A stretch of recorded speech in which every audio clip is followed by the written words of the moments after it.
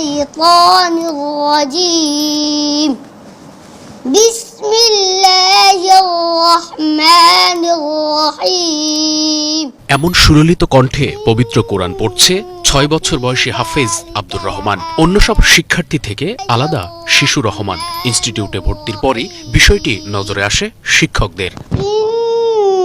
إن في ذلك لآية وما كان أكثرهم مؤمنين وإن ربك لهو العزيز الرحيم। মাত্র ৯১ দিনে পবিত্র কোরআন মাজিদ সম্পূর্ণ মুখস্থ করে হাফেজ হওয়ার অসামান্য অর্জন দেখিয়েছেন Abdur Rahman.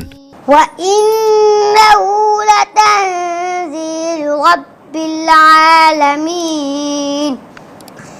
نزل به الروح الأمين على قلبك لتكون من المنذرين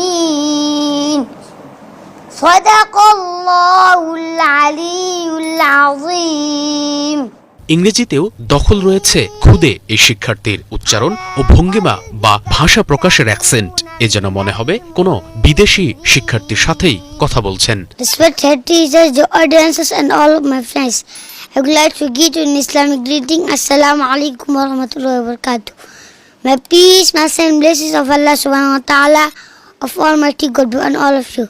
Today, I am very honored and privileged to be standing before you all the legendary personalities.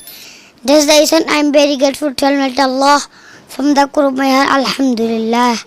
২০২৪ সালের জানুয়ারিতে শুরু হয় আব্দুর রহমানের আনুষ্ঠানিক পড়ালেখা। প্রথমে দেখে দেখে কোরআন পড়া, পরে ঘটে যায় এক আশ্চর্যজনক ঘটনা। মাত্র ৯১ দিনে মুখস্থ করে ফেলেন সম্পূর্ণ কোরআন। বড় ভাই মিজানুর রহমান আজহারির মতো একজন ইসলামী স্কলার হওয়ার স্বপ্ন আব্দুর রহমানের। মিজানুর রহমান আজহারি হুজুরের মতো ইসলামিক স্কলার হতে চাই।